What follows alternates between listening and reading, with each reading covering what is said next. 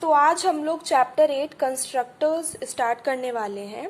बस मैं एक बात बता दूं कि अगर आपको चैप्टर 6 यानी कि फंक्शंस नहीं आते तो फिर ये चैप्टर आपको समझ नहीं आएगा, ठीक है। तो अगर आपने ट्यूशन नहीं पढ़ी है, ठीक है, तो फिर वंश की ऑडियो वगैरह मांग लेना उससे या ग्रुप पे देख लेना, क्योंकि कंस्ट्रक्टर एक टाइप का फंक्शन ही होता है, ठीक है। तो अभी फिर हम लोग देखते हैं इसके सबसे पहले हमें क्या क्या पढ़ना होगा इसमें। ये है, ये सारी चीज़ें हमें पढ़नी है। तो ये 3-4 दिन का ही चैप्टर है, बहुत ही इजी सा। 2 दिन बेसिक सिखाने में लग जाएंगे और 1-2 दिन में हो जाएंगे हमारे प्रोग्राम्स बढ़िया बढ़िया। तो उसकी कैरेक्टरिस्टिक्स में देखो ये है ए मेथड, मतलब कि constructor is a method use to initialize instance variable, ठीक है। तो भाई इसका क्या मतलब हुआ देखते हैं। चलो पहले तो हमने ये नाम कई बार सुना है, लेकिन कई लोगों को इसका मतलब नहीं पता है, मुझे भी नहीं पता था। तो जब ये चैप्टर पढ़ा तभी पता चला। तो देखो इनके बीच का डिफरेंस क्या है। देखो इंस्टेंस वेरिएबल मतलब कि अभी मैं थोड़ा सा इन दोनों के बीच में डिफरेंस दिखा दे रही जैसे कि तुम्हें ढंग से समझ आ जाए। देखो ये लोकल वेरिएबल का मैंने एग्जांपल दिया और ये इंस्टेंस वेरिएबल का, ठीक है। तो लोकल मतलब कि नाम से ही पता चल रहा है लोकल होगा, ठीक है। और इंस्टेंस मतलब का इसी का उल्टा हो गया इंटरनेशनल। इसका मतलब क्या होगा, देखो इसमें 2 मेजर डिफरेंसेस हैं। पहला तो देखो ये एक सिंपल सा प्रोग्राम जो हमेशा हम बनाते हैं कि क्लास ABC हमने ले ली है, उसमें हमने एक अपना मेथड बनाया सिंपल सा public static void main, int a initialize किया, ठीक है। और फॉर a इक्वल्स टू 1 ये लेस देन इक्वल टू ऐसे किया, ठीक है। तो इसका क्या मतलब आउटपुट आएगा कि a की वैल्यू 1 2 3 4 5 तक प्रिंट हो जाएगी, ठीक है। तो ये तो हमारा प्रोग्राम हो गया, ठीक। ये सिंपल है। ये जो a है ना, ये लोकल है वेरिएबल, ठीक है। क्यों? क्योंकि ये इन दोनों ब्रेसेस के बीच में लगा है। इसके अगर हम इसके आगे ए वेरिएबल का आगे कभी यूज करते तो उसमें वो फिर से दोबारा वैल्यू आती। ये वो भूल चुका होता कि उसका पहले कभी यूज हुआ था, उसे कोई वैल्यू मिली थी, कुछ नहीं। हम लोग कई बार प्रोग्राम में ऐसा करते हैं, वही वेरिएबल हम बाद में यूज कर लेते हैं क्योंकि हमें पता है उसका स्कोप जो है, जो कि हमने 9th क्लास में पढ़ा था लेकिन ध्यान नहीं दिया ये स्कोप होता क्या है, ठीक है। तो जो स्कोप है वो यहीं तक था, इन दोनों ब्रेसेस के बीच में, इस मेथड के अंदर था, ये इनिशियलाइज किया गया, ये है ना, ये इनिशियलाइजेशन ही तो हो रहा है इंट ए। हाँ, तो इंस्टेंस वेरिएबल क्या होते हैं, यहाँ पे जो ए है वो है इंस्टेंस वेरिएबल। क्यों? क्योंकि इसे किसी मेथड के अंदर नहीं, सीधे क्लास के ऐसे ब्रेसेस लगाए यहीं पे, हमने ये कभी नहीं किया, यहीं पे हमने इनिशियलाइज कर लिया। इसका मतलब क्या है कि इसको कहीं भी यूज किया जा सकता है, ठीक। अगर हम यहाँ पे इसकी वैल्यू तो चेंज हो सकती है जो भी हम इसमें कैलकुलेशन करें। चलो अभी हम देखते हैं, जैसे ये पब्लिक स्टैटिक वॉइड मेन एक बनाया और हमने सिंपल सा a प्रिंट करा दिया, तो अभी a की तो कोई वैल्यू है ही नहीं। चलो इधर a इक्वल्स टू 1 मान लो, ठीक, ऐसा करके तो 1 प्रिंट हो गया, ठीक। फिर दूसरा मेथड बनाया, ये चीज खत्म हो गई, देखो, ठीक है। अब वॉइड कैलकुलेट, ठीक। अब यहाँ हमने इंट b का इनिशियलाइजेशन किया, फिर उसको a इंटू ए कर दिया, तो जो है 1 ही आएगा, 1 इंटू 1 1 होता है ना, ठीक। तो मतलब क्या हुआ, एक बार हमने इसे इनिशियलाइज कर दिया था यहाँ पे, ठीक। अब ये हर जगह यूज हो सकता है। वहीं देखो ये एक बहुत ही परफेक्ट सा एग्जांपल है इंट b का। इसका इनिशियलाइजेशन देखो हमने इस ब्रैकेट के अंदर ही किया है, मतलब इस मेथड के अंदर किया है। तो आगे अगर हम कभी यहाँ पे इंट b का यूज करें तो फिर से हमें उसे नई वैल्यू देनी पड़ेगी, जबकि इसके पास एक वैल्यू थी अपनी 1 और वो कांस्टेंट रही। वो मतलब कि ये भूला नहीं कि a के पास कौन सी वैल्यू, ऐसे हम बिना वैल्यू के कर देते तो कुछ आता ही नहीं है ना। अगर हम इसे यहाँ पे 5 देते तो यहाँ पे 5 आ जाती, ठीक है। तो मेन मतलब यही होता है कि अब तुमने हो सकता बहुत सारा यहाँ पे कैलकुलेशन किया होता है। चलो इसे तुम मान लो 2 मान लो, तो तुम ज्यादा ढंग से समझोगे कि ये 2 है। तो यहाँ पे क्या SOPLN हुआ 2। अब यहाँ पे जब तुम आए b equals to a into A, तो अब 2 इंटू 2 होगा, ठीक है, समझ गए। अगर मान लो यहाँ पे 1 ही होता और हमने a इंटू 2 यहाँ लिखा होता, ठीक है, या सॉरी a को 1 नहीं मानो, चलो 2, हाँ चलो ठीक है 1 ही मान लो, ये ऐसे ढंग से लिख देती हूँ, इंट ए इक्वल्स टू 1 ही था। अब यहाँ पे अगर हम जो है यहाँ पे सुनो ए इक्वल्स टू ए इंटू 2 ऐसे कर देते कुछ भी, और फिर हम ए प्रिंट करा देते, तो इस ए की वैल्यू क्या हो जाती, ए मतलब 1, 1 इंटू 2 2 हो जाती है ना, 2। अब इससे तुम्हें ढंग से समझ आएगा, हर तरीके से मैंने समझा दिया, काफी सारे एग्जाम्पल्स हैं, ठीक है। अब 2 हो गई वैल्यू। अब यहाँ पे आते तो तुम क्या आती, 2 इंटू 2 4 आता आंसर, मतलब आउटपुट जो है, ठीक है। क्यों? क्योंकि ये वैल्यू जो है ये भूला नहीं कि ये ब्रेसेस बंद हो गए तो वो गायब, उसकी सारी जो मेमोरी थी चली गई, नहीं, वो अभी भी है। ए की वैल्यू जो थी वो जो कैलकुलेशन होते आ रहे हैं उस हिसाब से ये हो रही है, ठीक है। अभी तुम्हें आगे के पार्ट्स में और ये ढंग से समझ आ जाएगा, लेकिन तुम समझ गए ना इंस्टेंस वेरिएबल क्या होते हैं, ठीक है। तो ये जो कंस्ट्रक्टर होता है ना, उनका काम यही होता है कि इनको इनिशियलाइज करें, ठीक। अभी वो कंस्ट्रक्टर बनाया कैसे जाता है वो हम देख लेंगे। अभी सेकेंड पॉइंट देखते हैं। तो देखो इसके बाकी के कैरेक्टरिस्टिक्स, ये दूसरा है no return type, not even void, मतलब इसका कोई रिटर्न टाइप नहीं होता। जब मैं पूरा एक कंस्ट्रक्टर बना के दिखाऊंगी तो ये सारी बातें तुम्हें मतलब अप्लाई करके दिखाऊंगी। फिर थर्ड है ऑटोमेटिकली कॉल्ड, मतलब इनको बुलाने की कोई जरूरत नहीं होती, अपने आप ही, ठीक है, कुछ करने की जरूरत नहीं है, बस एक बार बना दो तो उसको कॉल करने की कोई जरूरत नहीं है, जैसे हम फंक्शन मतलब मेथड को कॉल करते थे वैसा कुछ नहीं करते हैं, ठीक है। तो और मे हैव पैरामीटर, इसमें पैरामीटर हो सकते हैं, कोई वैल्यू हो सकता है हमने इनपुट कराई हो नहीं कराई हो, ठीक है। तो एकदम सिंपल सा होता है ये। और सेम नेम एज क्लास, तो जो कंस्ट्रक्टर का नाम होगा, ठीक है, अभी तो तुम्हें हमने सिर्फ इंस्टेंस वेरिएबल वो बताया था, सिर्फ वो कंस्ट्रक्टर नहीं बताया अभी। तो वो कंस्ट्रक्टर का जो नाम होगा मतलब वो वही होगा जो क्लास का होगा, जैसे क्लास का नाम है ABC, ठीक है। तो नाम जब कंस्ट्रक्टर का लिखोगे, जैसे ऐसे लिखा वॉइड ABC कुछ भी ऐसे करके, देखो वॉइड वॉइड तो होता ही नहीं है इसका कुछ नाम ऐसे, है ना, वॉइड भी नहीं होता, देखो इवन वॉइड भी नहीं है, वॉइड तो लिखेंगे नहीं कुछ भी, जैसे मतलब वर्कर ऐसे कुछ लिखा तुमने नाम उसका, ठीक है, वर्कर लिख सकते हो ऐसे करके, ठीक। तो ये जो है कैपिटल में भी लिख सकते हो, वैसे तो हम मेथड को वैसे कैपिटल से स्टार्ट नहीं करते, लेकिन जब देखो क्लास का नाम तो हमेशा कैपिटल एक अक्षर लिखते ही है ना, मान लो ABC लिखा है तो तुम भी अगर कंस्ट्रक्टर बनाओगे तो ABC और अंदर जैसे इंट AB कुछ भी लिख लेना हो अंदर, है ना, पैरामीटर में, ठीक। तो तुम ये जो है कैपिटल हो सकता है, होएगा ही वैसे भी, क्योंकि क्लास में तो कैपिटल होगा ही एक अक्षर, तो उसमें थोड़ा सा तुम कंफ्यूज मत होना। अभी कंस्ट्रक्टर के टाइप भी पढ़ने हमें, लेकिन जो है वो अभी थोड़ा बाद में बताएंगे।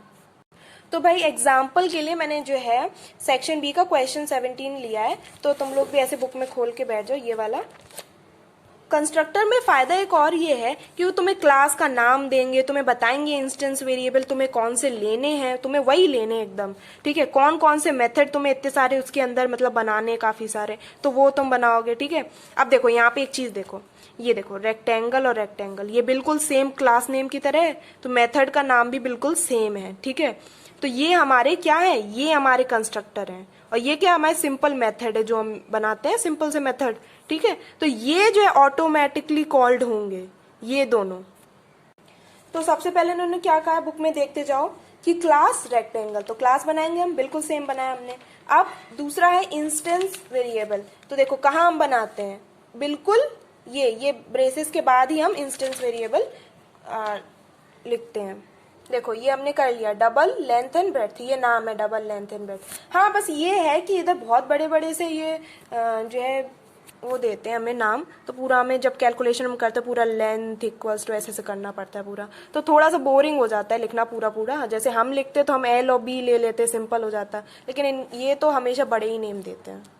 अब देखो इसके बाद हमने यहाँ बनाया था पब्लिक स्टैटिक वॉइड मेन, है ना, तो हमने बनाया था एक सिंपल सा, लेकिन वो क्या था, वो कोई कंस्ट्रक्टर नहीं था। क्यों? क्योंकि उसमें देखो क्या लिखा है, वॉइड, और इसका नाम जो है देखो पब्लिक स्टैटिक वॉइड मेन है नाम इसका, जबकि यहाँ तो ABC नाम है, तो ये एक सिंपल मेथड है, ठीक है, ये सिंपल मेथड है। इसका नाम एक तो सेम होना चाहिए, कैसे पहचानोगे, नाम देखो एक तो सेम नहीं, दूसरा इसमें वॉइड लिखा हुआ है, जबकि तो हमने देखा था अभी कि इसमें तो नाम तक जो है यहाँ पे वॉइड तक बिल्कुल रिटर्न नहीं करता है। अब देखो सबसे पहले उन्होंने क्या कहा है कि हमें एक डिफॉल्ट कंस्ट्रक्टर बनाना है। साइड में उन्होंने लिखा हुआ है सीधे कि रेक्टेंगल, ये नाम दे दिया उन्होंने, लिखा है डिफॉल्ट कंस्ट्रक्टर। तो देखो डिफॉल्ट कंस्ट्रक्टर में क्या करते हैं अभी के लिए, अभी फर्स्ट स्टेप है हमारा, हम क्या करेंगे, ये एक नोट बना लो अलग से। ये जब हम, क्योंकि हम डिफॉल्ट बना रहे हैं ना, डिफॉल्ट सी चीज है जिसमें कुछ है ना, जिसमें कुछ है ही नहीं, उसमें हम कोई भी जैसे लेंथ है उसको इनिशियलाइज हम करेंगे, ठीक है। ये हमारा क्या है, कंस्ट्रक्टर है कि नहीं, तो इसको इनिशियलाइज करेंगे हम, इनिशियलाइजेशन, उसमें कुछ वैल्यू देंगे हम। तो देखो डबल या फिर फ्लोट के लिए हम 0.0 लेंगे, कैरेक्टर के लिए हम नल लिख देंगे। नल लिखना मतलब नल एक कीवर्ड है, तो इसका एक स्पेसिफिक मीनिंग है। तुम ये मत सुनो, सॉरी ये मत सोचना कि भाई स्ट्रिंग में नल स्टोर हो जाएगा नल लिखकर, नहीं, ऐसा कुछ स्टोर नहीं होगा, ठीक। नल का एक स्पेसिफिक मीनिंग है कि इसमें कुछ भी नहीं है, ना कैरेक्टर में कुछ हमने स्टोर करा है। इंट में हम 0 लेंगे, और डबल और फ्लोट तो थोड़ी डेसिमल वैल्यू होती है, तो उसमें 0.0 ऐसे करके लेना है। तो देखो हमें क्या दिया गया, हमें डबल टाइप दिया गया है, तो इस चीज को जब तुम याद रखोगे तो हम यहाँ पे लिख देते हैं। देखो लिख दिया हमने, लेंथ और ब्रेड्थ 0 कर दिया, बस। अब इसे बंद कर दो। अब दूसरा क्या बोला गया मेथड, दूसरा भी रेक्टेंगल है। इसके सामने लिखा क्या है, देखो जरा, इसके सामने लिखा है पैरामीटराइज्ड कंस्ट्रक्टर है रेक्टेंगल के आगे, और यहाँ पे डबल लिखा है। तो अभी वो तुम्हारी मर्जी है कि तुम उस डबल में क्या इनपुट करवा रहे हो। अभी तुम्हें समझ नहीं आ रहा होगा ना, अभी बता रही हूँ। देखो ये पैरामीटराइज्ड कंस्ट्रक्टर है, इसका मतलब कि इसमें हम पैरामीटर इनपुट करा रहे हैं, ये देखो, है ना। हाँ, और इसमें क्या करते हैं हम लोग, इसे स्टोर करा लेते हैं। जैसे डबल एल ले लो और डबल बी ले लो। अब यहाँ ये मत भूल जाना बार बार कि तुम डबल के बाद जैसे कॉमा लगा के सीधे बी नहीं लिख सकते, तुम्हें अलग अलग से लिखना पड़ता है। यहाँ पे हम डबल एक जगह था तो हम कॉमा लगा के ब्रेड्थ लिख देते क्योंकि सेम डेटा टाइप थे, लेकिन यहाँ पे कुछ डेटा टाइप वगैरह नहीं देखा जाता। तो इसके अंदर अब देखो हमने क्या किया कि हमने एल जो भी वैल्यू यूजर ने हमें दी थी वो हमने लेंथ में इनपुट करवा दी, और ब्रेड्थ की मतलब बी की वैल्यू जो हमें दी थी वो ब्रेड्थ में इनपुट करवा दी, ठीक है।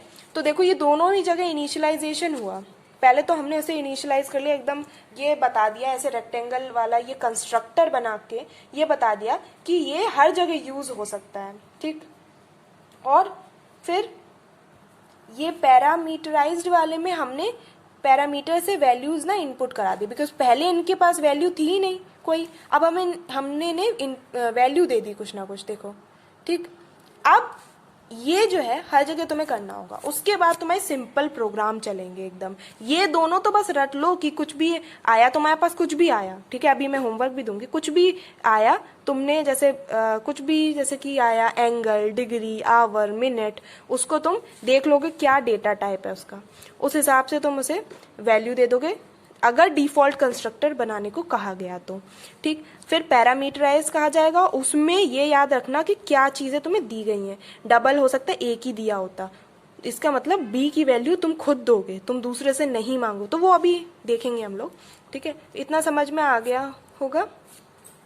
देखो इन्होंने खुद ही हमें इतना सिंपल करके इन्होंने नाम तक दे दिया है कि हाँ वॉइड एरिया हमें बनाना है, वॉइड पेरीमीटर बनाना है और वॉइड डायगोनल बनाना है।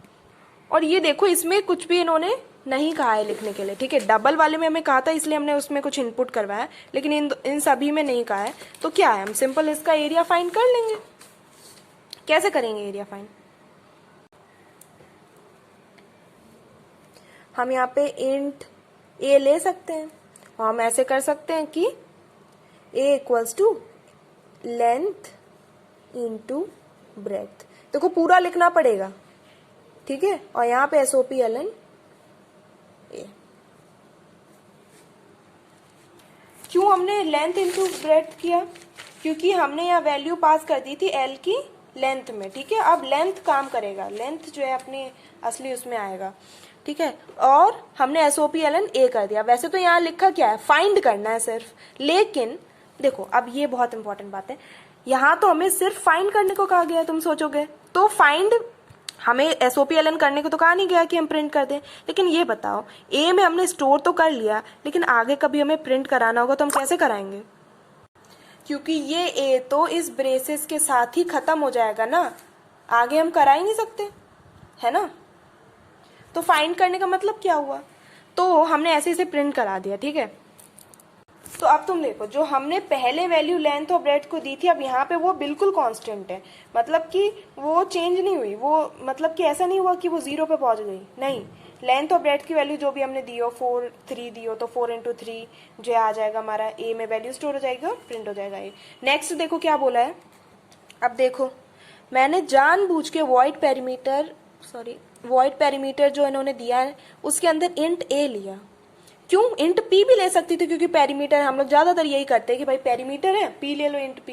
लेकिन मैंने इंट ए क्यों लिया? क्योंकि ये दिखाने के लिए कि हम इसे दोबारा ले सकते हैं, क्योंकि जो इंट ए था वो लोकल वेरिएबल था, इसको दोबारा यूज कर लिया हमने, ठीक है। लेकिन इसके फिर से वैल्यू अलग इनिशियलाइज हुई, मतलब ये भूल चुका है इसका यूज, इसको वैल्यू कुछ मिली थी, कुछ प्रिंट हुआ था, नहीं, अब वो वैल्यू इसमें स्टोर होके नहीं रही।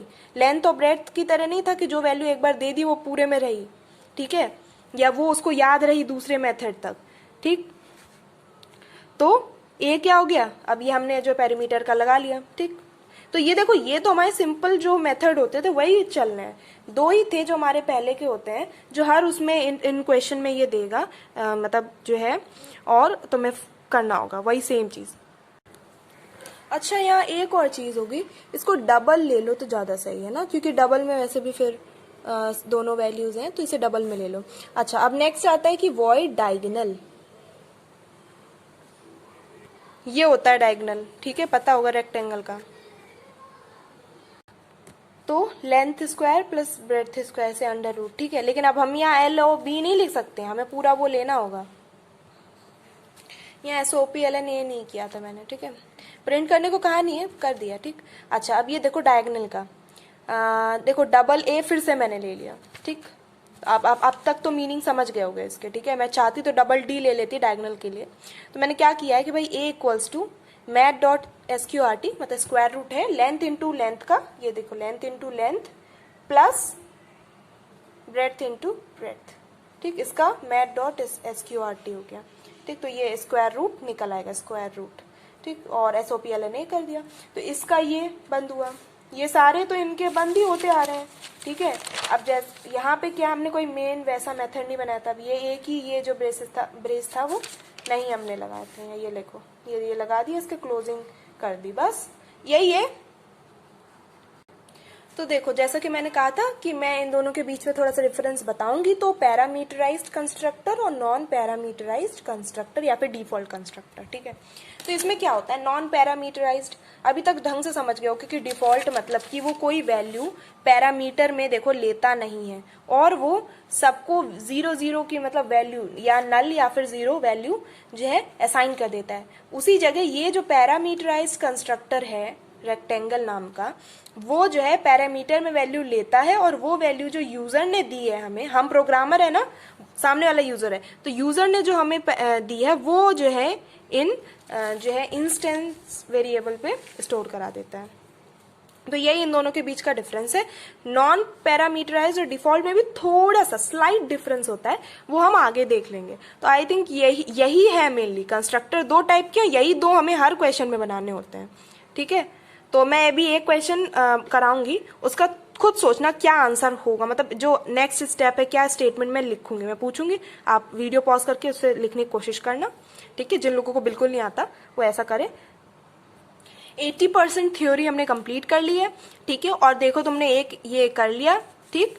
अब देखो यहाँ पे क्या होगा कि प्रोग्राम में हमारे क्या क्या हो गया। अभी हमने बेसिक स्टैंडर्ड वाले कर लिए। लॉजिकल मतलब उसमें क्या होगा कि बाकी सारी चीजें तो सेम ही होंगी भाई, हमारे दोनों टाइप के कंस्ट्रक्टर जो हैं, लेकिन उसमें लॉजिक कुछ होगा। जैसे कि मान लो कुछ लोगों को अगर यहाँ पे यही नहीं पता होता डायगोनल कैसे निकालें, है ना, तो ये हो गया लॉजिक, ठीक है। तो वो उनका प्रोग्राम गलत हो जाता पूरा, ठीक। तो ये, और फिर थोड़े हाई स्टैंडर्ड के क्वेश्चन करेंगे, जैसे हमारा मेथड ओवरलोडिंग होता है उसी हिसाब से हमारा कंस्ट्रक्टर ओवरलोडिंग होता है। ये हम बाद में करेंगे, लेकिन फिर भी देख लो। देखो जैसे यहाँ पे ये देखो पब्लिक डेट, ये भी पब्लिक डेट, ये भी पब्लिक डेट, है ना। और लेकिन देखो डिफरेंस क्या है, जैसे कि फंक्शन में होता था वैसे ही एकदम डिफरेंस है यहाँ पर भी, कि या तो नंबर ऑफ वेरिएबल डिफरेंट होंगे, तो जो हमारा कंपाइलर पहचान लेगा कि वैल्यू कौन से वाले से इनपुट करवानी है, या वैसे तो ये ऑटोमेटिकली कॉल्ड हो जाते हैं, राइट। जैसे कि इसमें देखो अलग अलग है, तो थोड़ा सा ये इसके बारे में अभी देखो हमने पढ़ाया नहीं ना, तो मैं तो अभी इसको अभी स्किप कर दो। तो बस ये बचा है हमारा, और ये इन दोनों के बीच स्लाइट डिफरेंस देखने को बचा है। तुम लोगों के प्रैक्टिस के लिए जो क्वेश्चन मैं कराऊंगी प्रोग्राम, वो मैं थर्ड पार्ट में करा दूंगी। पहले इतना बता देना मुझे कि ये समझ में आया कि नहीं, ये थियरी समझ में आई कि नहीं। बेसिक तुम्हारा एकदम 50% ये चैप्टर हो चुका है। 3 मैंने करके दिखाया था, और आज हम ये इनमें से जितने क्वेश्चन हो पाते हैं उतना हम कर लेंगे। बुक में ये क्वेश्चन ऐसा दिया गया है, ठीक है। क्वेश्चन 16, क्लास बनानी एम्प्लॉय नेम की, फिर हम इंस्टेंस वेरिएबल लेंगे। अब पता चल गया होगा क्लास में ही ब्रेसेस लगा के हम ये बना देते हैं, ठीक है। तो एक बार खुद करने की कोशिश करना इसे, ठीक है। फिर वीडियो मतलब पॉज कर लेना, करने की कोशिश करना, फिर देखना कि सही गया या नहीं। एक एक स्टेप करते जाओ, इंस्टेंस वेरिएबल बना लो, फिर देख लो, ऐसा कर करके, ठीक है। तो ऐसे ही हो पाएगा ये। अब आता है मेथड्स में, तो सबसे पहले हम बनाएंगे एम्प्लॉय, ठीक। उसमें हम डिफॉल्ट कंस्ट्रक्टर, तो डिफॉल्ट कंस्ट्रक्टर में क्या होगा, हम नल या फिर 0, यही 2 वैल्यूज हम इन सब में पास करवा देंगे, है ना। अब पैरामीटराइज्ड कंस्ट्रक्टर लिख के आ रहा है, यही दोनों है सिर्फ कंस्ट्रक्टर, ठीक है। क्यों, कैसे पहचाना, ये नेम इसका क्लास नेम से सेम है एक तो, ठीक, और ऊपर से यहाँ लिखा भी कंस्ट्रक्टर है। और तीसरी चीज, यहाँ कोई वॉइड या कोई रिटर्न टाइप नहीं है, ठीक, इसलिए। अच्छा, बाकी वॉइड प्रिंट जो हम लोग इतने सालों से करते आ रहे हैं, सेम वही चीज है, बस अभी फंक्शन चैप्टर पढ़ा था उसका यहाँ पे थोड़ा सा रोल है, बाकी सेम, ठीक है। तो करो, ये क्लास और ये डबल हमारा सेल और ये स्ट्रिंग में आ गए, ठीक। इस तरीके से एक साथ हम कर सकते हैं, पता है सबको। तो ये इंस्टेंस वेरिएबल के बाद हम अपना मेथड बनाएंगे। सबसे पहला वो है डिफॉल्ट कंस्ट्रक्टर, ये कर लिया हमने इसको नल और 0 0 से हिसाब से। अब ये समझ आ गया होगा 0.0 क्यों है, क्योंकि ये डबल है, इंट में 0 लिखते सिर्फ। नेक्स्ट, ठीक है, ये बन गया हमारा पैरामीटराइज्ड। हमने एन और ए और एस क्यों लिया है, इसी से मैचिंग ले लिया, एन इसका ए ले लिया, इसका एस ले लिया, ठीक है। छोटा फॉर्म है हमारा, ठीक। अब इसके अंदर क्या करने वाले हैं हम लोग, सबको पता होगा, वैल्यू दे दो इन सभी को, इनकी ऐसे ऐसे वैल्यू दे दो, और इसकी इसको। तो यूजर ने जो वैल्यू दी वो हमने इसमें डाल दी। अब नेक्स्ट हमारा सिंपल सा फंक्शन है, ठीक, और वो है ये, तो वॉइड प्रिंट, ठीक है, जैसा उन्होंने बताया था, सिंपल सा है कि भाई इन्होंने क्या कहा है कि उसकी जो है ग्रेड बतानी है हमें, ठीक है। तो अगर उसकी सैलरी इतने से ऊपर होगी तो हमारे में SOPLN A आ जाएगा। अब A में ये सिंगल इन्वर्टेड कॉमा लगा है, क्यों, क्योंकि कैरेक्टर टाइप में हम सिंगल इन्वर्टेड कॉमा लगाते हैं। अगर एक से ज्यादा लेटर होता है यहाँ पे, जैसे कि A B C कुछ ऐसा लिखा होता है, तो हम डबल इन्वर्टेड में रखते हैं ना। तो एल से अगर सैलरी उसकी इतने से इतनी हो, ठीक है, तो B, फिर इतने से इतना, तो C, इतने से इतना, तो D, ठीक है। हमने एल्स में लास्ट में मैंने नहीं लिया, क्योंकि अगर एल्स ऐसे कर देते तो हो सकता पता नहीं कैसी, वैसे तो कोई दिक्कत नहीं होती, पर मैंने एल सिर्फ लगाया, ठीक। एल्स तो एक डिफॉल्ट टाइप का बात होती है, तो डिपेंडिंग अपॉन कि कितने रेंज में आ रही है उस वर्कर की सैलरी प्रिंट हो जाएगा। So this was the whole programme.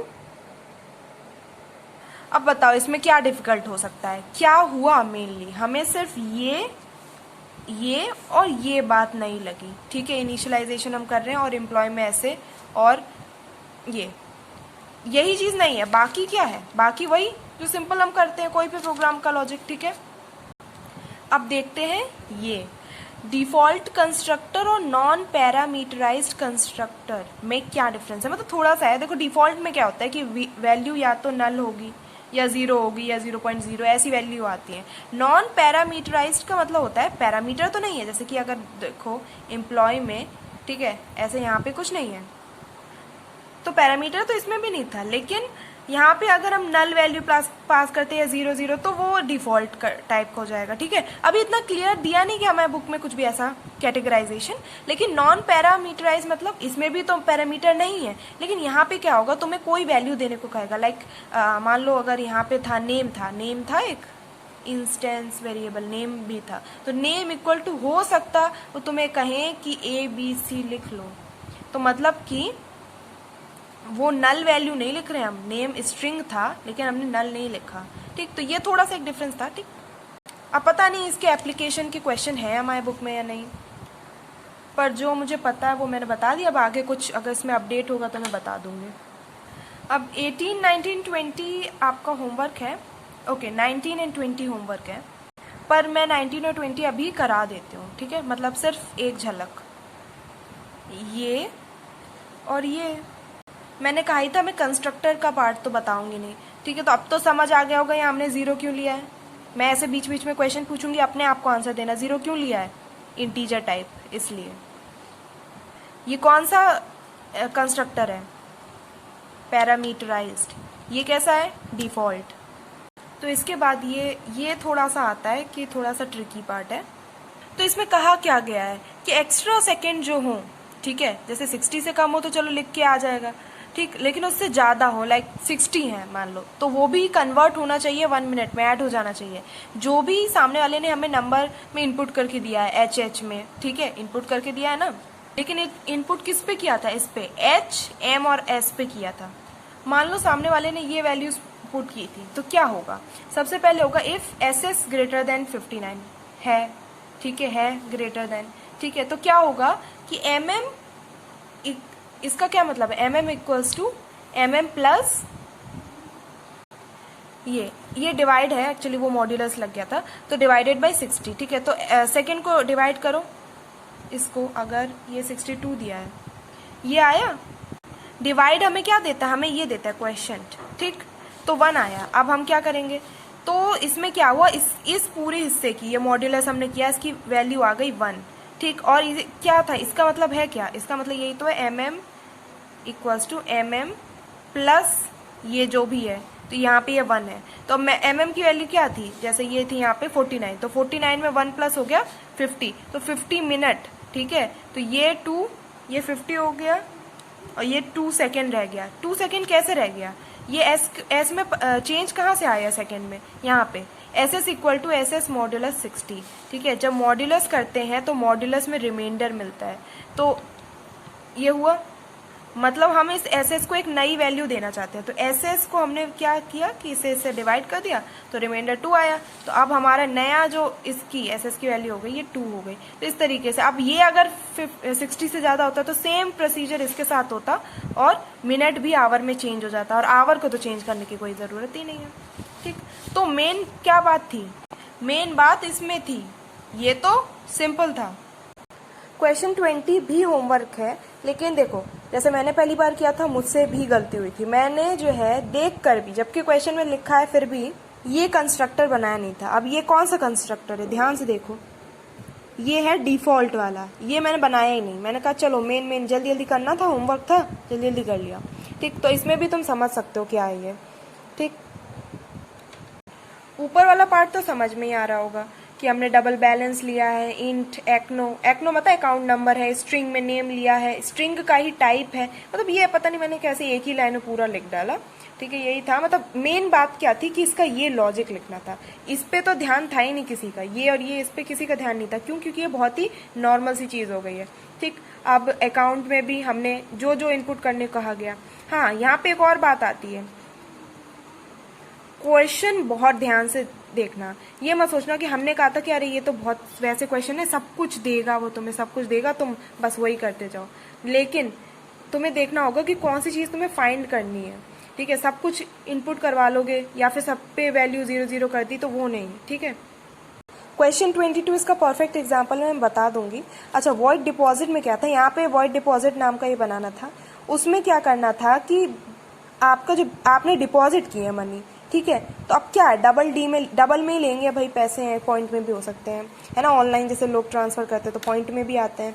अच्छा, balance plus equal to D, मतलब कि जो डिपॉजिट हमने किया है मनी, ठीक है, वो हमारे बैलेंस में प्लस हो जाए और हमारा बैलेंस ही वही बन जाए, तो क्या हो गया इसका मतलब, ये हुआ ना इसका मतलब, balance equal to balance plus D, ठीक।